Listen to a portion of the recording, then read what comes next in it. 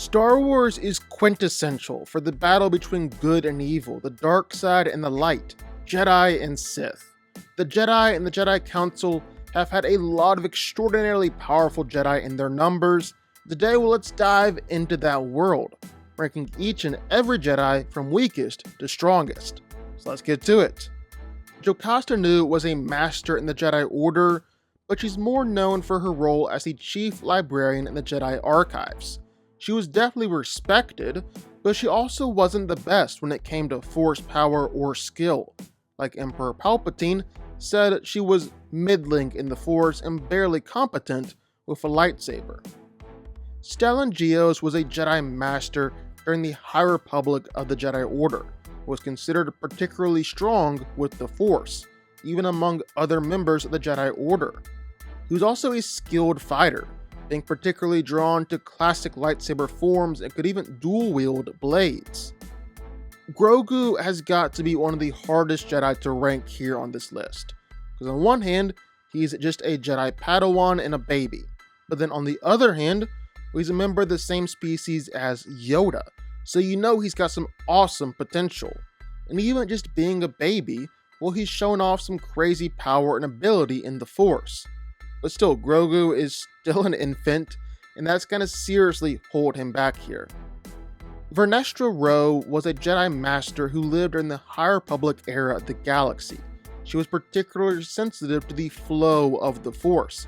And because of that, she actually turned her lightsaber into a light whip, meaning that it moved wherever the Force wanted it.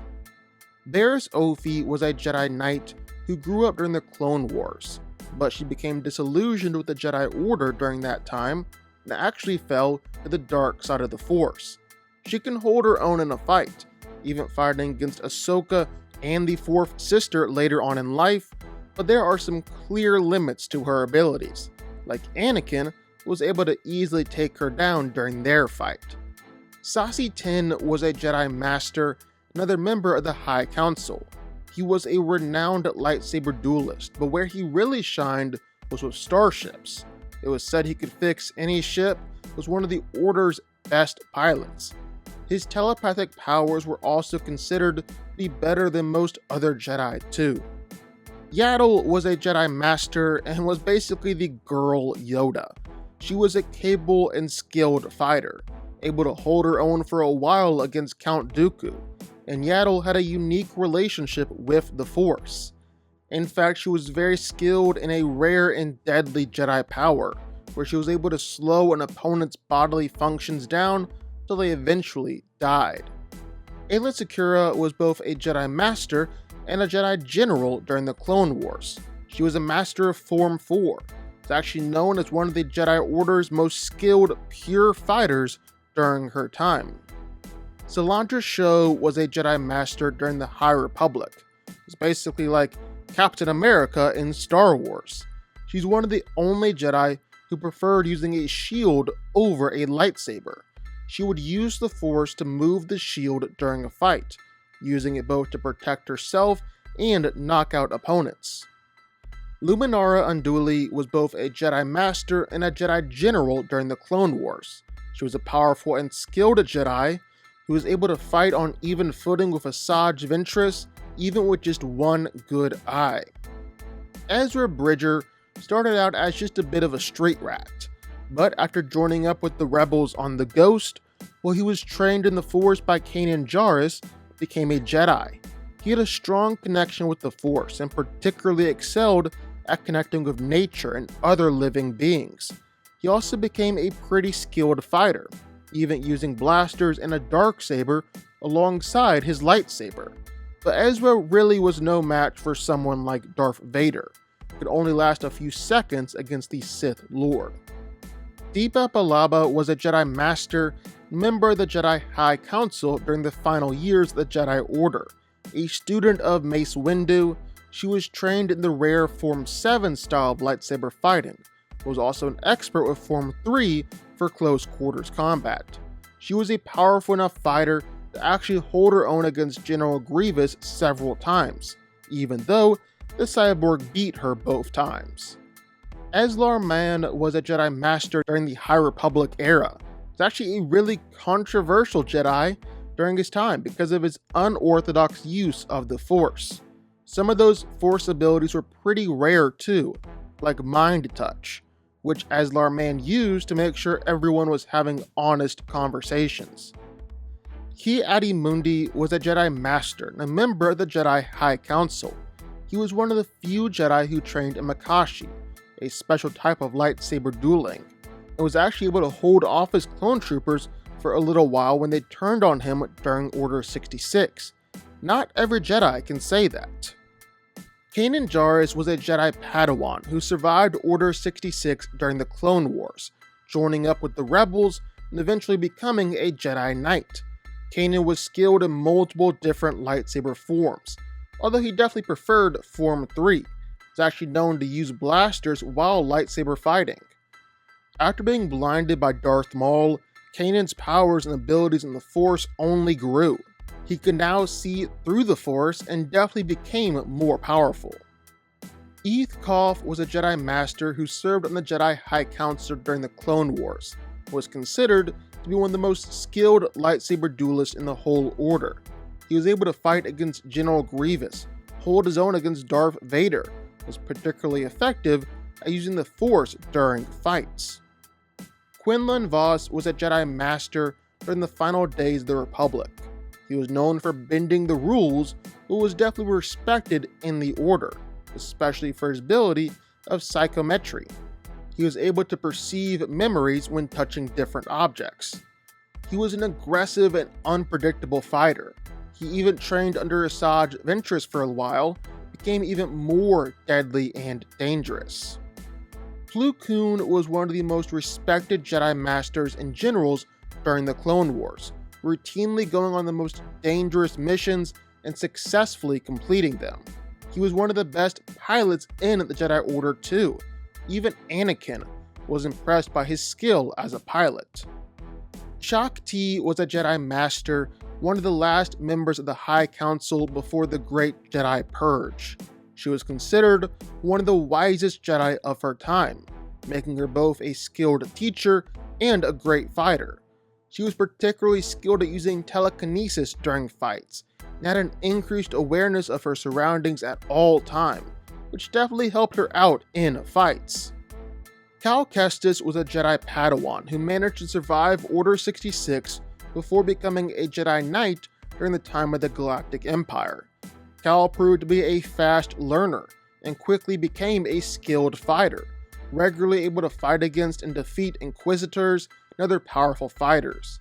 His connection to the Force was initially damaged because of the trauma of Order 66, but over time, his Force mastery grew, and he showed off plenty of Force powers and abilities, like being able to freeze time all around him.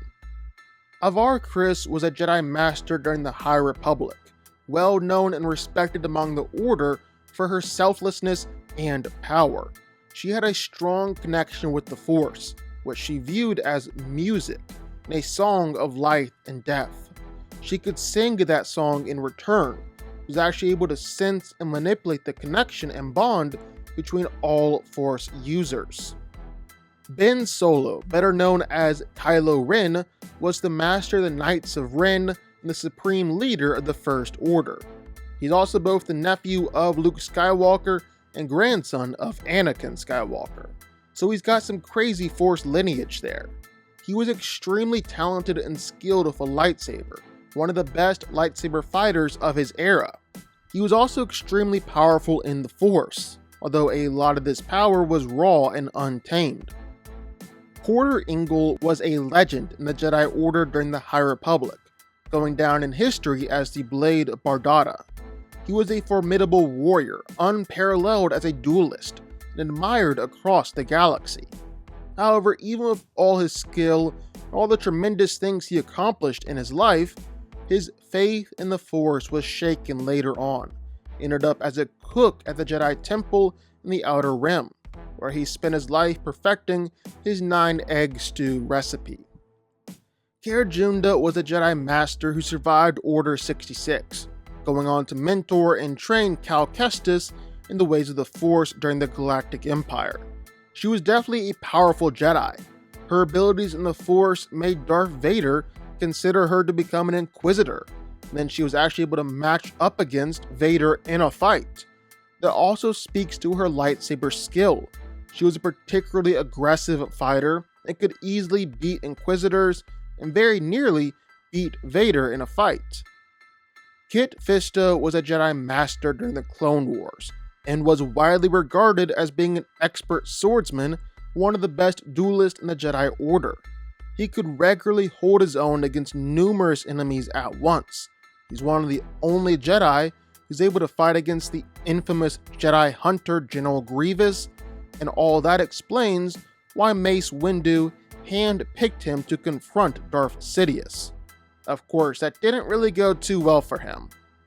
Qui-Gon Jinn was a wise and respected Jedi Master. He was even offered a spot on the Jedi Council, but Qui-Gon is a bit of a maverick and chose to follow his own path. He lived by the will of the Force and would follow the Force wherever it led, even when it went into conflict with the High Council. Qui-Gon Jinn was a skilled and powerful fighter, but actually didn't like the idea of being a warrior, because he didn't think that's what the Jedi were meant to be. He's also the one who discovered that you could live on in the Force after death, was the first Jedi who ever showed off this ability. Rey Skywalker was the first Jedi Master in the new Jedi Order, one of the most powerful Jedi you're ever gonna see.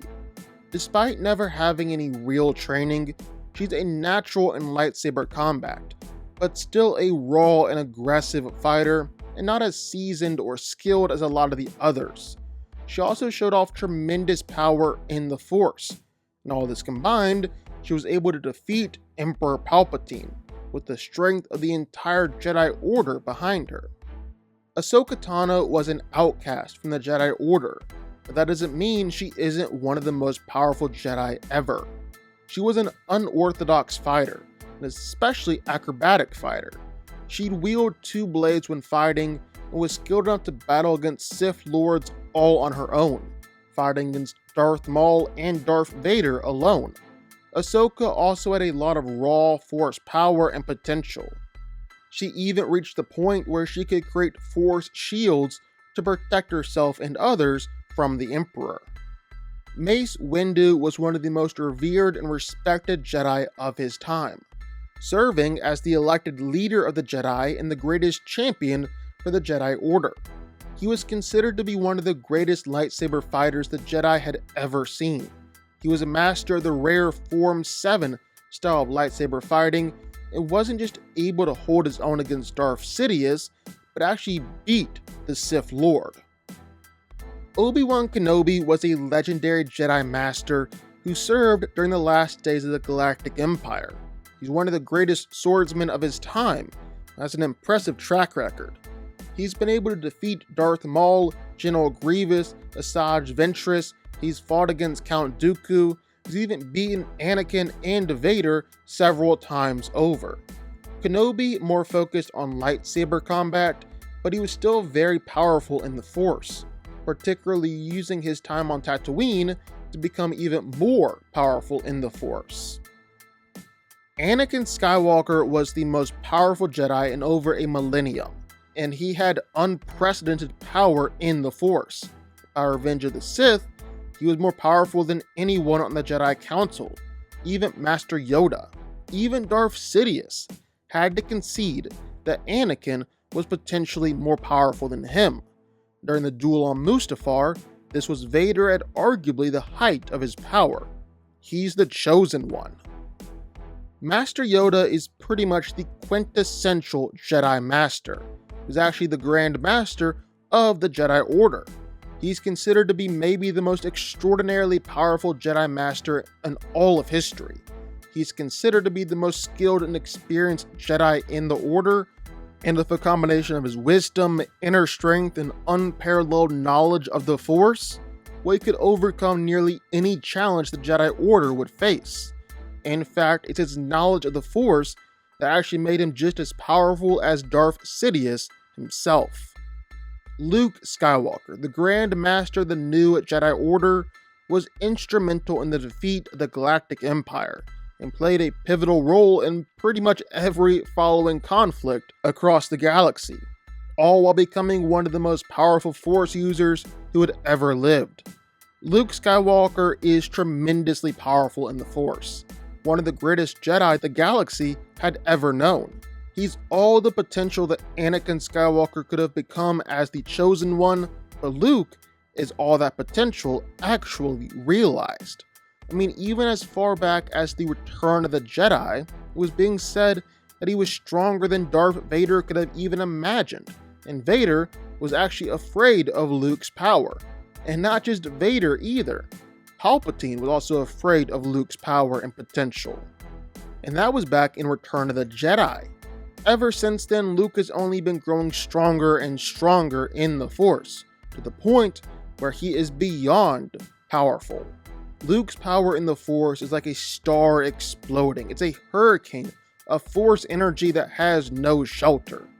That's who Luke Skywalker is at his best, and he's the most powerful Jedi in Star Wars. But what do y'all think? Sound off in the comments down below. I know you're gonna have thoughts and feelings on this one for sure.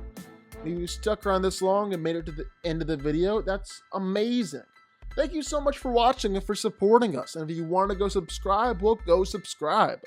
You're going to see more videos like this one every single week. I'll see y'all then. I'll see y'all next time.